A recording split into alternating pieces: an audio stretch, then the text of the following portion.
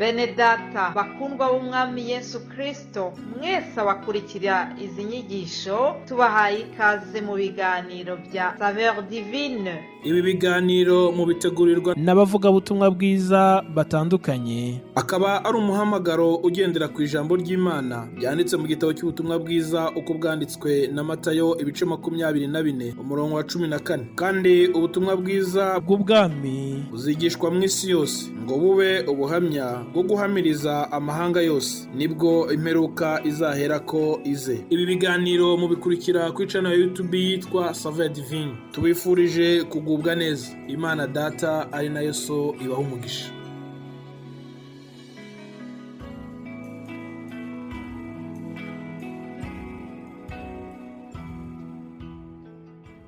Ndabasuje mu izina rya Yesu Kristo, abakunzi kandi bakurikira Saveur Divine.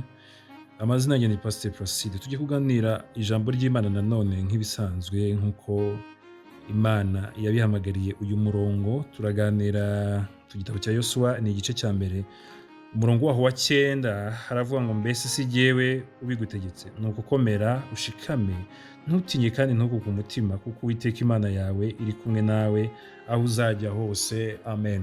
Hano twumvisha amagambo meza Uwiteka yabwiye Yosuwa ubwo Mose yaramaze gupfa, umugaragu w'Uwiteka. Uwiteka ahamagara Mose, ahamagara Yosuwa wari umugaragu cyangwa se wakoreraga Mose kugira ngo amusimbure.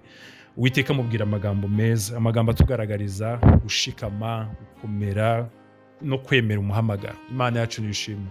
Gukomera, gushikama ndetse no kwemera umuhamagaro. Ndetse navuga ngo nawuha inyigisho nayiha umutwe w'amagambo avuga ngo kwizera uko Imana ikwizera, kwizera icyo Imana ikwizeramo, kwemera icyo Imana ikwemeramo, ndetse kwireba mu ishusho Imana ikurebamo. Kuri Yosuwa yari umugaragu wa Mose. Yosuwa yari asanzwe agenda iruhande rwa Mose, ndetse yajyaga agira gutya akanaba hafi y'umusozi ubwo Mose yabaga azamutse umusozi w'Uwiteka ari kuganira nawe. Mose yamanuka, niwe muntu wa mbere wamubonaga, niwe muntu wabanza kumureba mu maso bwa mbere, niwe muntu wabashaga kwakira ubwiza bw'Imana buvuye kuri Mose mbere. Yosuwa yari umukozi mwiza cyangwa se umugaragu mwiza. Ni nayo mpamvu kuri jye numva ko Uwiteka yamuhisemo, kuko uko yakoreraga Mose Imana yabonye ko ari umwizerwa. Imana yacu nishimwe. Hanyuma Imana imaze kumuhamagarira gusimbura shebuja, Yosuwa ashobora kuba yarumvisha ati ubu nabishobora gute? Uwiteka ngo mbese si jyewe ubigutegetse, ni njye Uwiteka ubikubwiye, nuko komera ushikame ntutinye kandi ntukuke umutima, kuko Uwiteka Imana yawe iri kumwe nawe aho uzajya hose. Imana yacu nishimwe.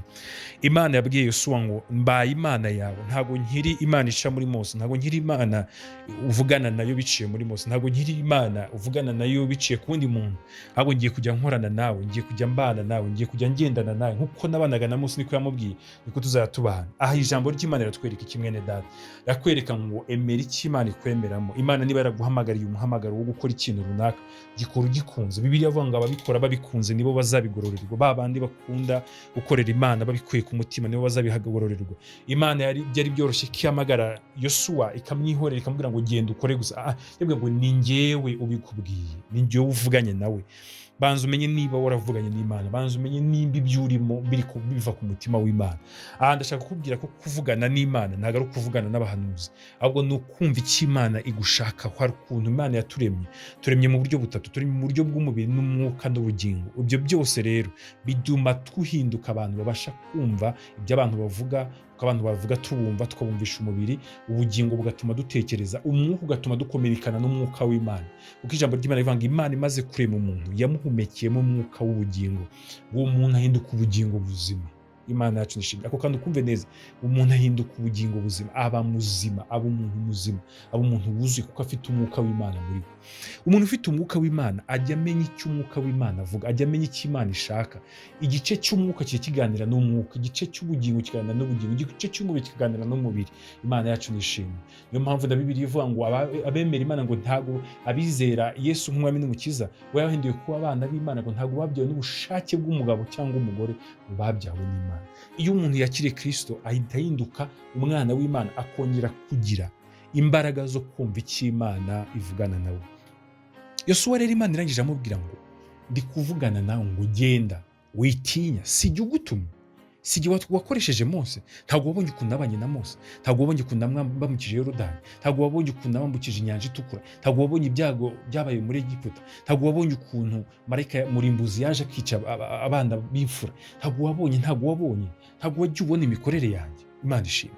Imana irashaka ko twongera kwibuka ibyo ikora, tukongera kwibuka uburyo yagiye ibana n'abatubanjirije, natwe tukamenya ko ari kizabana natwe. Imana iri kuvugana nawe nkurikiye kano kanya ngo hari icyo Imana ishaka gukora, hari icyo Imana ishaka kugukoresha muri uwo mwuka ugihumeka, muri izo mbaraga ugifite, muri ibyo wita bikeya, muri ubwo bukene bwawe, muri izo ntege nke zawe, muri ubwo burebure bwawe, muri ubwo bugufi bwawe, muri iyo nzobe yawe. Uko nguko uri niko Imana igushaka kugira ngo igukoreshe. Imana yabwiye Yosuwa, iramubwira ngo ni njyewe ugutumye, ntituri kumwe, singendana nawe, ntutinye kandi ntushikuke umutima, kuko Uwiteka Imana nzabana nawe aho uzajya hose. Rimwe na rimwe abantu bajya bibwira ko Imana iri muri Afurika, abandi bakibwira ko iri i Burayi, abandi bakibwira ko Imana nabo bari mu rusengero, abandi bakibwira ko Imana nabo bari uri mu modoka, Imana iri kumwe nawe, wicaye Imana iri kumwe nawe.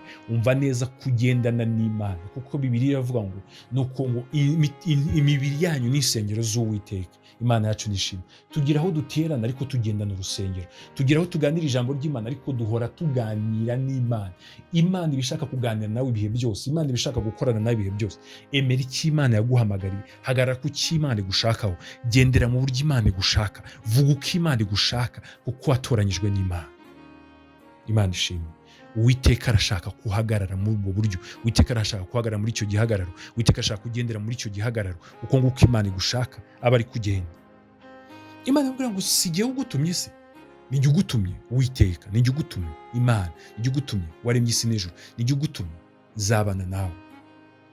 Nyuma yaho Imana yabanye na Yosuwa, imukoresha igitangaza gikomeye. Mwibuke ahagaze arimo barwana, abwira izuba rihagarara ku gikombe hakurya, abwira n'ukwezi guhagarara, ahagarika izuba kurenga, kugeza ubwo yatsinze abanzi b'Uwiteka. Imana ishimwe. Icyo ntabwo ari Imana yigeze igikorera Mose.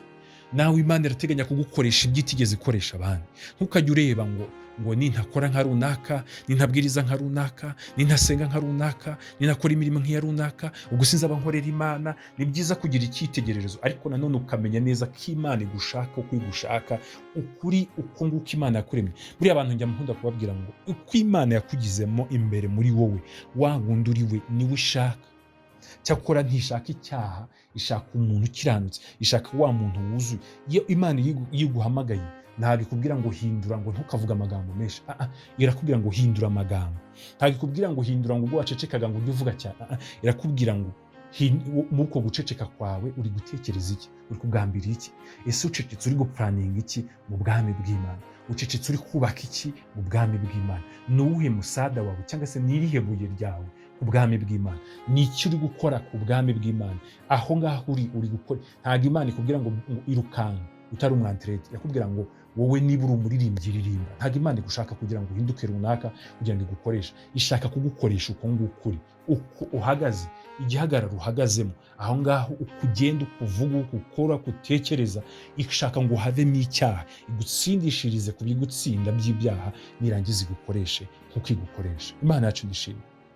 Nta hantu nigeze numva Imana ibwira umuntu ngo hindura imyifatire yawe, hindura ibibi yakuragamo ibibi, ahubwo icyo ufite, iryo jwi ufite, ayo magambo ufite, ayo kugutuza ufite, icyo Imana ishaka no gukuramo ikibi, yarangiza igafata bya bindi, kuko nta kimana yaremye kibi kibaho, igafata bya byiza yakuremanye ikabikoresha.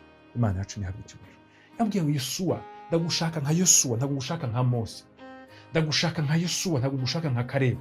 Ndagushaka nka Yosuwa, singushaka nka ba batasi 12.